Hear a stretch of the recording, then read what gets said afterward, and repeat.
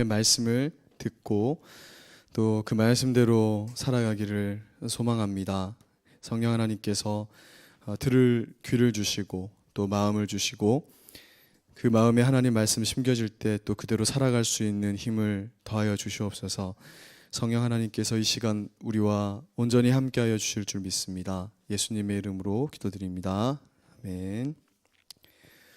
네, 반갑습니다.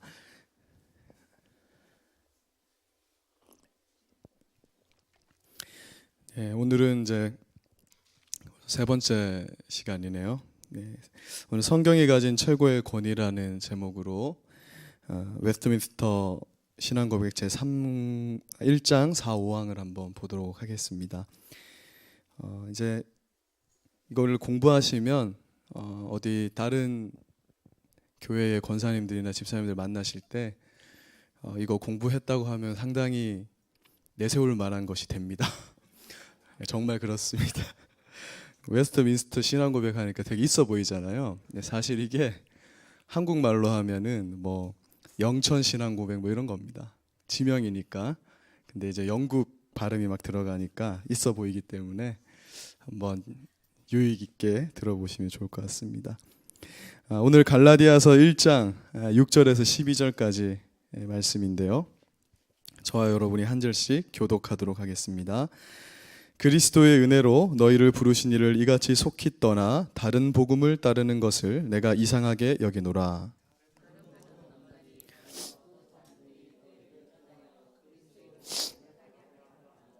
그러나 우리가 혹은 하늘로부터 온 천사라도 우리가 너희에게 전한 복음 외에 다른 복음을 전하면 저주를 받을지어다.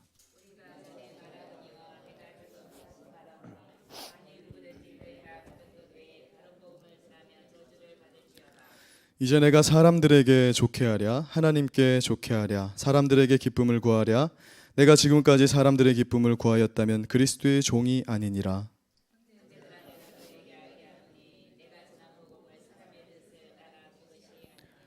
같이 읽겠습니다. 시작. 이는 내가 사람들에게 받은 것도 아니요 배운 것도 아니요 오직 예수 그리스도의 계시로 말미암은 것이라. 아멘. 네. 오늘은 이제 이것을 배우시고 나면 성경의 외적 증거, 성경의 내적 증거라는 용어를 이해하시게 되면 되는 것입니다. 근데 이거 뭐 별다른 어려운 말이 아니라요. 성경이 그러니까 바깥에 가지고 있는 하나님의 말씀이라는 증거, 그리고 성경 자체가 그러니까 말씀이 말하고 있는 안에 있는 증거 이런 뜻입니다. 항상 말을 좀 어렵게 이렇게 만들어 놓죠. 네, 그래서 한번 살펴보도록 하겠습니다. 오늘 첫 번째 1번 한번 띄워주세요. 예, 어떤 이들의 주장처럼 성경의 권위는 사람이나 교회의 증언을 통해 오는 것입니까? 부터 한번 살펴보겠습니다. 우리는 지난주에 오늘날의 신자들에게 주어진 66권의 성경만을 교회가 정경으로, 다시 말해 하나님의 말씀으로 받아들이게 된 일련의 과정들을 한번 살펴보았습니다. 이 66권의 성경이 정경으로 책책되는 과정은 누가 봐도, 그러니까 일반인들이 봐도 납득할 만한 그런 객관적이고 역사적인 증거들을 가지고 있습니다. 마치 우리가 목민심서는 정약용이 썼다라는 것을 누구도 의심하지 않는 것처럼 성경을 하나님께서 역사적인 어떤 사람들을 쓰셔서 분명히 쓰게 하셨고 그 내용을 보건대 이것은 정말 하나님의 말씀이다라는 것을 우리가 알 수 있다라는 것이죠. 그러나 무엇보다도 우리가 이 66권의 성경을 정경으로 여기면서 최고의 권위를 부여하는 이유는 이 디모데후서 3장 16절에서 말씀하고 있는 바와 같이 이 66권의 성경이 하나님의 감동으로 집필되어서 우리 손에 주어졌기 때문입니다. 정리하여서 말하자면 이 66권의 성경은 그것이 하나님의 말씀이기 때문에 최고의 권위를 지니게 되는 것입니다. 그리하여서 웨스트민스터 신앙고백 1장 4항에서는 다음과 같이 말씀하는데요. 노란색 부분에서 우리가 믿고 복종해야 할 성경의 권위가 사람이나 교회의 증언에서 오는 것이 아니다라고 선언하고 있습니다. 이 구절은 다분히 당시 로마 카톨릭 교회의 교황주의로부터 성경의 권위를 보호하고자 하는 의도에서 나온 구절인 것입니다. 다음 장을 한번 보시면요.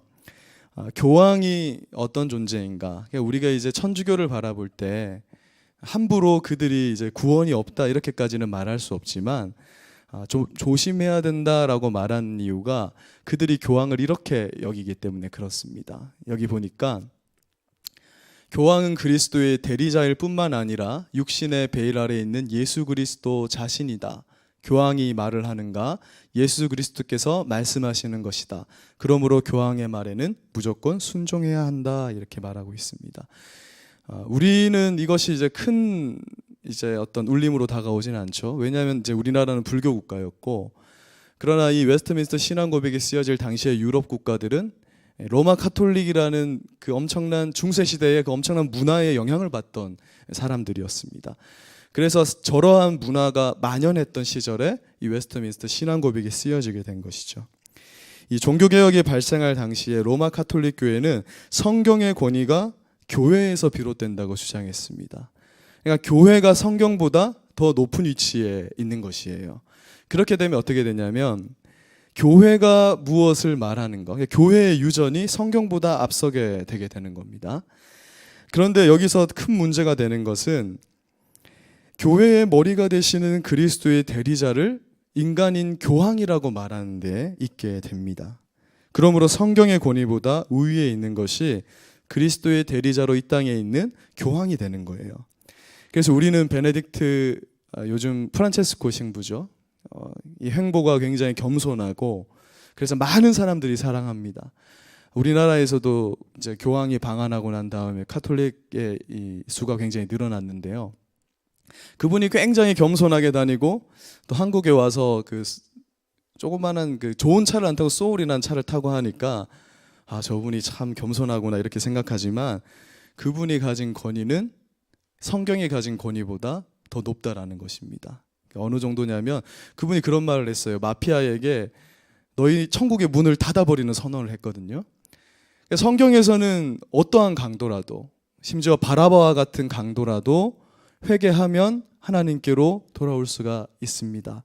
우리는 그것을 복음이라고 하죠. 그런데 교황이 마피아는 지옥에서 건져냄을 받을 수 없다라고 선언을 해버리면 성경의 말씀보다 교황의 이 말에 더 우위가 있기 때문에 성경은 아무런 필요가 없어지게 돼버리는 것입니다. 그래서 성경에는 없는 그러한 사상들이 있죠. 천주교에 이를테면 마리아 숭배 사상, 마리아를 숭배합니다. 그래서 엄마 삼창 같은 걸 해요. 우리는 주여 삼창을 하는데 실제로 그 평화방송을 보면은 우리 엄마를 한번 3번 외치고 기도합시다 이러면서 엄마 삼창을 합니다. 그리고 사제들의 독신 생활, 성경에는 결혼하지 말라는 말이 없습니다. 하나님은 언제나 생육하고 번성하라 하셨는데 사제들에게 독신 생활을 강조하죠. 또한 수녀 제도, 이런 건 성경에 전혀 없습니다. 또 성자와 천사를 숭배합니다. 이들은 어떤 사람이 이제 여기서 복자, 여러 가지 계급이 있어요. 그 계급의 수여식을 할 때가 되면은 천주교인들은 엄청나게 모이게 됩니다. 성탄절, 부활절 이럴 때 특별히 많이 모이게 돼요. 그 이유는 뭐냐면 그 특별한 날에 하늘의 이 천사들과 이미 세상을 떠난 성자들, 베드로라든지 또 예전에 또 프란체스코라는 성자가 있었죠. 그럼 프란체스코 성자, 토마스 아퀴나스 이런 사람들이 그것을 구경하기 위해서 온다고 생각을 합니다. 이제 그것을 보면 구원을 받는다고 생각을 하는 것이죠. 여러분, 천주교인들은 천국 가려고 천주교 다니는 거 아닙니다. 천주교에서 천국을 가려면요, 최소한 인류에 지대한 어떤 영향을 끼쳐야 천국에 갈 수 있습니다. 대부분 그냥저냥 신앙생활을 하면 연옥밖에 못 가요.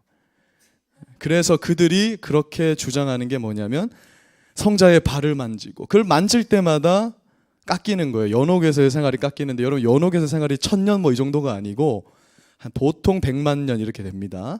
그래서 헌금을 많이 하면 그게 또 깎이고 이런 거기 때문에 이제 저기 이제 남미나 이런 데 가서 이렇게 동상, 베드로의 동상을 보면은 발가락이 없어요. 하도 만져서. 그런 어떤 행위들을 강조하는 것이죠. 근데 그런 것들이 묵인되고 또한 그런 것들이 자행될 수 있는 이유는 뭐냐 하면 성경보다 교회의 유전들 그리고 교황의 말에 더 권위가 있기 때문에 그런 것입니다. 우리가 사실 그냥 이렇게 천주교를 예를 들었지만 그냥 이렇게 듣기만 해도 이것은 뭔가 우상적이고 잘못됐다라는 것을 알게 되는 것이죠. 지난주 우리는 66권의 성경을 정경이라고 하여서 하나님의 말씀으로 받아들이게 되었다 했습니다. 정경이라는 게 캐논이에요. 그 캐논이 카메라 브랜드죠.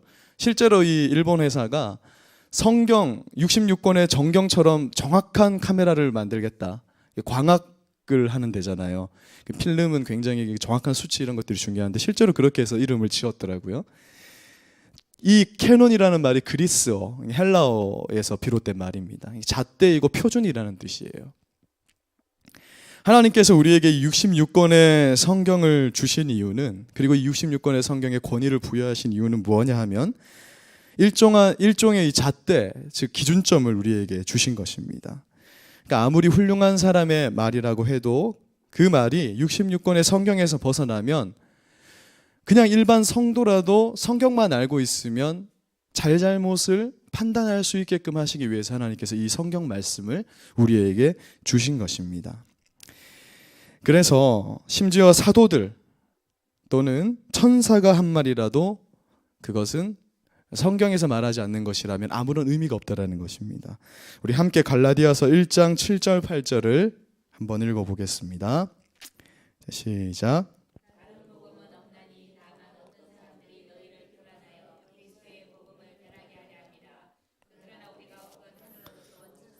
우리가 너희에게 전한 복음 외에 다른 복음을 전하면 저주를 받을지어다. 아멘. 이 갈라디아 교회의 문제가 뭐였냐면, 요즘 우리 CM들은 이 갈라디아서를 공부하고 있는데요. 갈라디아 교회의 문제는 이것이었습니다. 우리의 구원은 오직 예수 그리스도께서 자신의 몸을 십자가에 내어주셔서 우리의 모든 죄를 사하셨다라는 것을 믿는 믿음으로 말미암는 것인데, 이때 당시에 갈라디아 교회에 어떤 문제가 들어왔냐면, 다른 복음이 들어오는데 예수님이 십자가에서 죽으신 것도 믿어야 되지만 율법을 지키고 할례를 행해야만 구원을 받을 수 있다라고 주장하는 다른 복음을 전하는 자들이 가만히 들어오게 된 것입니다. 그러니까 할례는 포경수술과 같은 것이죠. 근데 사람들이 그것을 오히려 기뻐 여겼다라는 것입니다.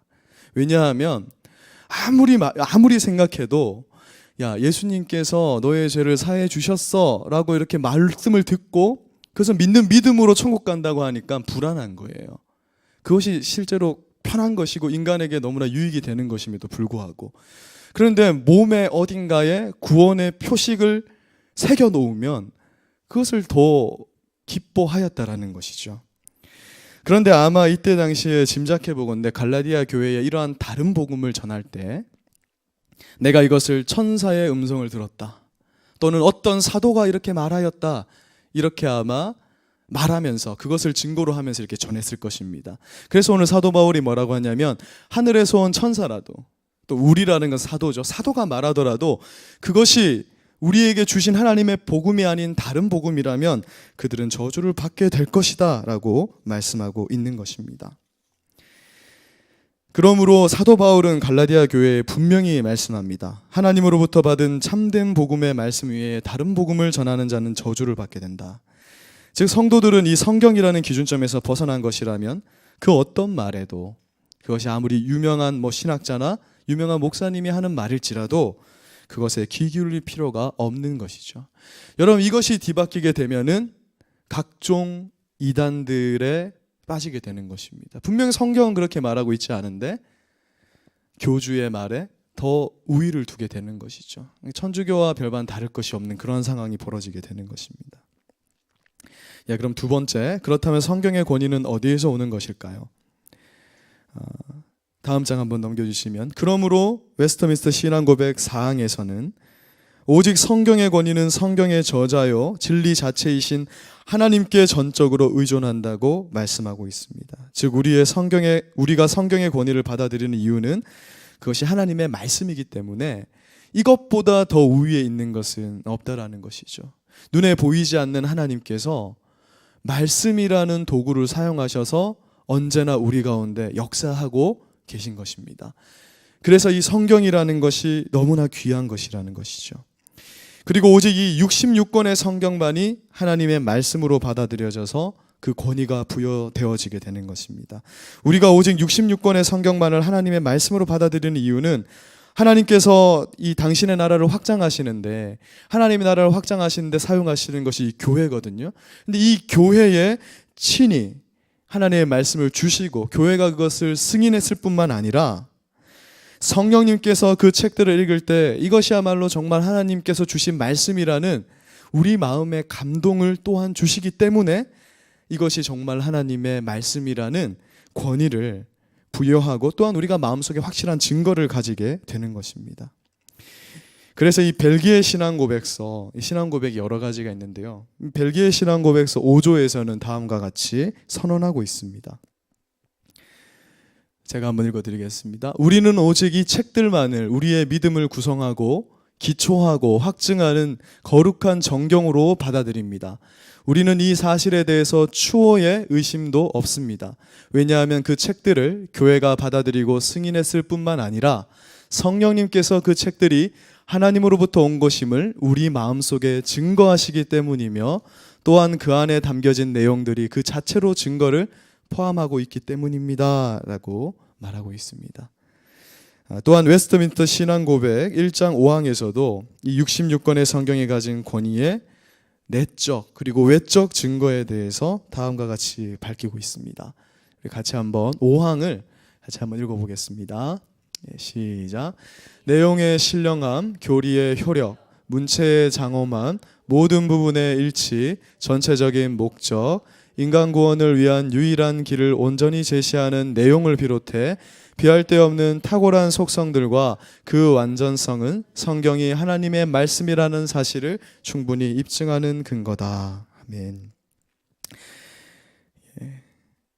성경이 이렇듯 탁월하다라는 것입니다. 우리가 성경을 읽을 때 이 성경은 정말 하나님의 말씀이구나라는 것을 깨닫게 됩니다.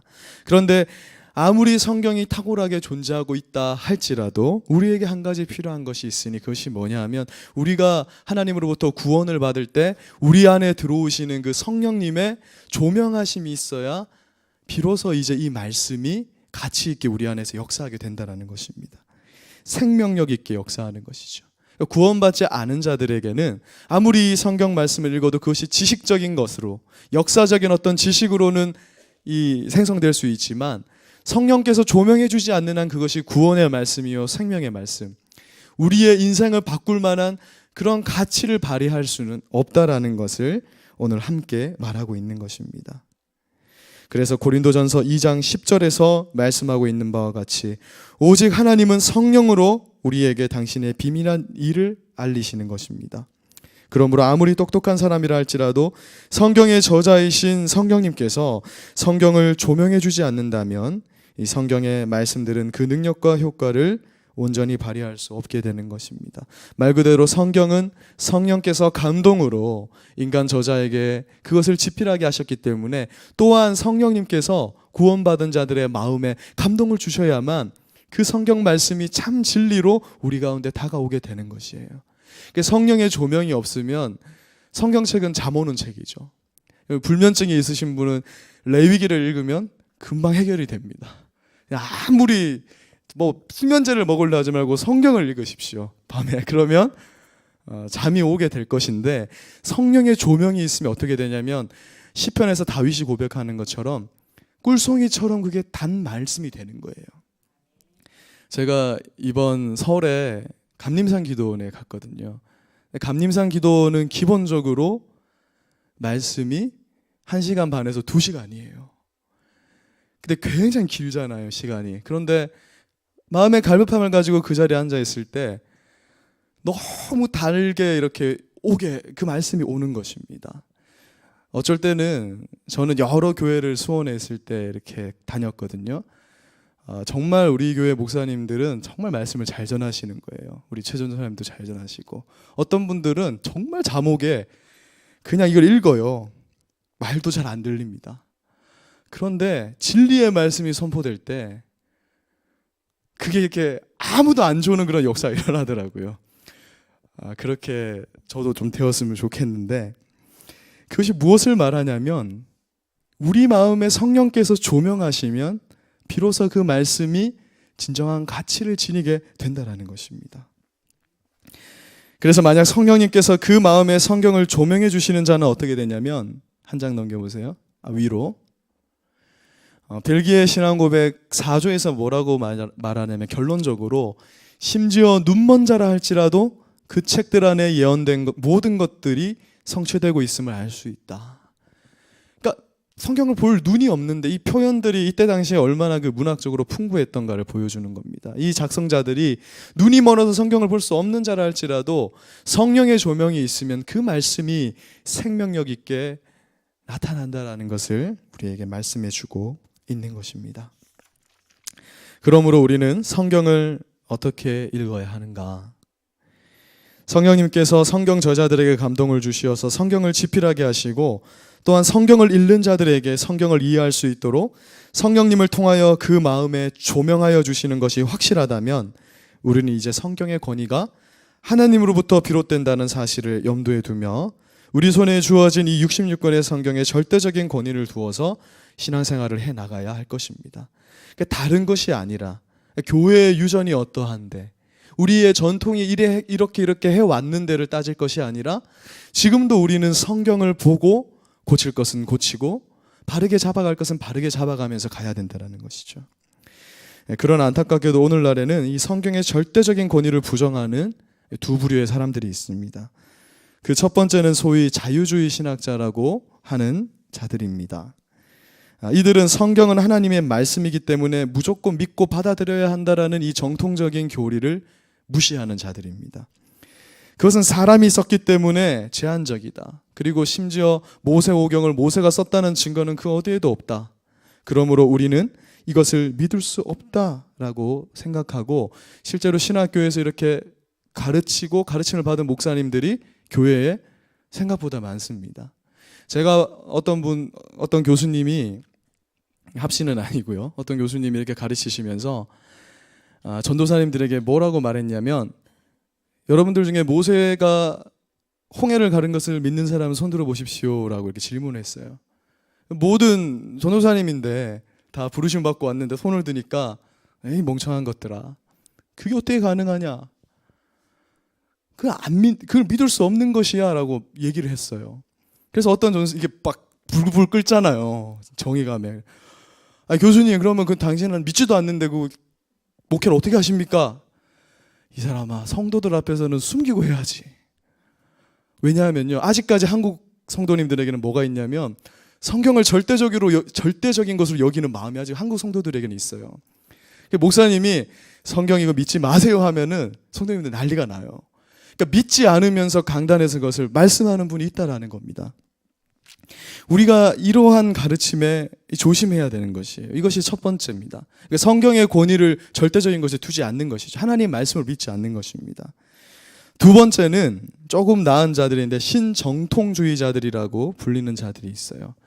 이들은 칼바르트라는 신학자의 주장을 따르는 자들인데, 사실 칼바르트는 나쁜 의도에서 이러한 이론을 만든 것은 아닙니다. 이분은 자유주의가 너무 만연해서 기독교가 완전히 무너질 지경에 이르게 됐을 때 기독교를 다시 살리는데 큰 기여를 한 분이거든요. 그런데 이분의 제자들이 어떠한 이 신학 이론들을 만들어내게 됐냐면, 성경의 권위라는 부분에 있어서 성경은 다음과 같은 오류가 있습니다. 성경은 인간의 책이기 때문에 여러 가지 한계를 가지고 있고, 기록자가 사소한 판단 착오나 실수가 나타난다. 성경에는 여러 가지 오류나 신화가 포함되어 있다. 그러므로 무엇이 중요하냐? 말씀이 전달하고자 하는 바가 중요한 것이 아니라 내가 듣고 그것을 어떻게 느끼는가가 중요하다, 이렇게 하는 겁니다. 마치 요즘 열린 교육 이런 것들이 말하는 것이죠. 시를 지은 저자가 말하는 게 중요한 것이 아니라 그 시를 읽는 독자가 어떻게 느끼느냐가 중요한 것이다라고 주장하는 거예요. 예를 들면 오늘날 우리는 큐티라는 방법을 통해서 성경을 읽는데 이러한 오류를 범하기 쉽습니다. 내가 그냥 이렇게 성경을 읽다 보니까 이 성경이 하나님께서 지금 내게 무엇을 말씀하시는가를 듣고자 하기보다는 이 성경을 읽을 때 내 마음에 감동을 쫓는 거예요. 그래서 그것을 중요시 여기는 것이 굉장히 위험한 것으로 갈 수 있다는 것입니다. 그래서 이 신전통주의자들은 성경을 읽고 강단에서 선포되는 말씀을 듣는 것에 힘쓰기보다는 개인적인 기도와 특정한 집회를 통해서 오는 영적인 체험을 중시하는 경향들로 나타나는 거예요. 여러분, 이것이 얼마나 큰 오류를 가지게 되냐면요. 사실 우리의 마음에 성령님이 주시는 마음도 있지만 내 생각도 있고 마귀가 주는 생각들도 있어요. 그런데 우리가 솔직하게 고백하건대 이 마음이 정말 하나님이 주신 것이라 100% 신뢰할 수 있는, 그것을 판단할 수 있는 능력이 사람들에게 없다라는 걸 우리는 분명히 고백할 겁니다. 우리의 경험이 그걸 고백하거든요. 내가 10년 전에 이것이 옳다고 여겼고 정말 이것이 성령님께서 주시는 메시지로 여겨서 그렇게 살아왔는데 어느 순간 보니까 그것이 오류가 될 수 있다라는 거예요. 그래서 우리는 그러한 마음도 물론 중요하지만 성경 말씀에 절대적인 권위를 둔다면 이것이 정말 성령께서 말씀하시는 것인가, 이것이 하나님이 주신 말씀과 어긋나는 것이 없는지를 항상 생각하면서 가야 된다는 것입니다. 그래서 진정한 신자들은 기도하는 시간만큼 성경을 읽고 성경을 읽는 시간만큼 기도를 해야 하는 것입니다. 기도만 24시간 하면은 무속인과 다를 것이 없습니다. 물론 하나님의 감동 속에서 할 수 있지만 그럴 거면 하나님이 우리에게 성경을 주실 필요가 없었다라는 것이죠. 그리고 예배라는 시간에 이 지겹게 하나님의 조금은 지루하게, 지겨운 건 아니죠. 달고 오묘하니까. 근데 이 말씀을 듣는 방식으로 교회를 운영하지 않으셨을 겁니다. 그런데 하나님께서 이러한 방법을 택하신 것은 성경에게 절대적인 우위를 두셨기 때문에 그렇습니다. 말씀을 마무리하겠습니다. 이와 같이 성경의 권위를 인정하지 않는 이 현대의 두 가지 사상들 때문에 이 성경을 정확무오한 하나님의 말씀으로 믿고 그 권위를 인정하여서 신앙생활을 해나가는 것이 너무나 중요한 시대가 되었습니다. 우리는 먼저 성경을 통해서 하나님께서 지금도 우리에게 하나님의 말씀을 선포하고 계시고 성령께서 우리 마음에 조명하여 주셔서 그 말씀을 깨닫게 하고 있다는 사실에 대해서 절대적으로 신뢰해야 할 것입니다. 그리고 우리가 성경을 정말 하나님의 말씀으로 여긴다면, 그리고 그 권위를 인정한다면 이제는 우리는 성경 외에 그 어떤 것도 우리 신앙에 더하거나 제해서는 안 될 것입니다. 이것에 대해서 요한계시록 22장 19, 20절에서 다음과 같이 엄중하게 경고하고 있습니다. 우리 19, 20절 한번 읽어보겠습니다. 시작. 내가 이 두루마리의 예언을 말씀을 듣는 모든 사람에게 증언하노니 만일 누구든지 이것들 외에 더하면 하나님이 두루마리에 기록된 재앙들을 그에게 더하실 것이요 만일 누구든지 이 두루마리의 예언의 말씀에서 제하여 버리면 하나님이 이 두루마리에 기록된 생명나무와 및 거룩한 성에 참여함을 제하여 버리시리라. 아멘. 그러므로 우리는 성경을 읽을 때 나는 이것은 믿고 저것은 믿지 않습니다, 이건 좋은 말씀인데 이건 아닙니다, 이렇게 할 수 없습니다. 또한 예수님의 가르침은 좋은데 그분의 기적과 이적은 믿지 않습니다, 이렇게 할 수도 없습니다. 또한 나는 예수님께서 십자가에서 죽으신 것은 믿지만 그분이 동정녀에게 탄생하신 것과 부활하신 것은 믿을 수 없습니다, 이렇게 말할 수 없는 것이에요. 우리는 이제 성경을 그저 가볍게 읽어서는 안 될 것입니다.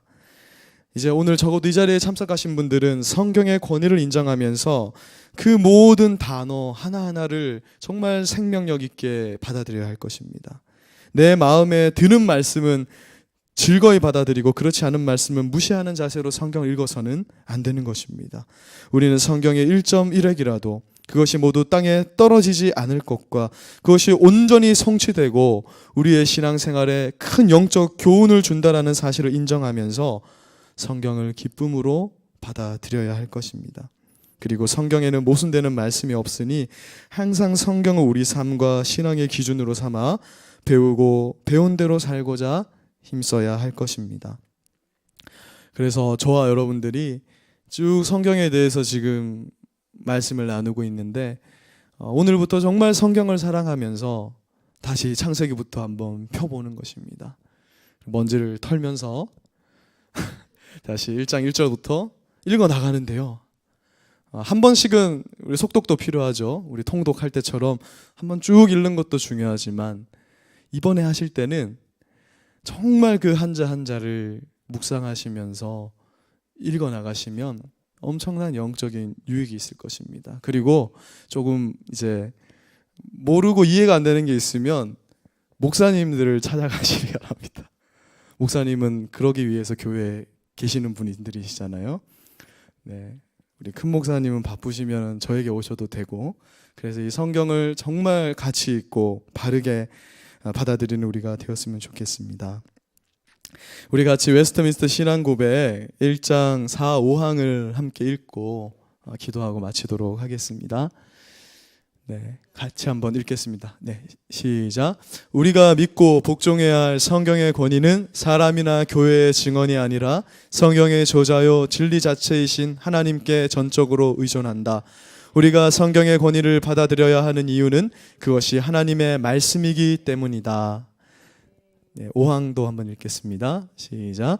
우리는 교회의 증거를 통해 감동과 권유를 받고 성경을 높이 우러러 공경하는 마음을 가질 수 있다. 내용의 신령함, 교리의 효력, 문체의 장엄함, 모든 부분의 일치, 전체적인 목적, 모든 영광을 하나님께 돌리는 것, 인간 구원을 위한 유일한 길을 온전히 제시하는 내용을 비롯해 비할 데 없는 탁월한 속성들과 그 완전성은 성경이 하나님의 말씀이라는 사실을 충분히 입증하는 근거다. 그러나 성경의 무한 진리와 신적 권위를 믿고 확신하는 것은 우리 심령 속에서 말씀으로 또 말씀과 더불어 증언하시는 성령의 내적 사역을 통해 이루어진다. 아멘. 네, 제가 한번 기도하겠습니다.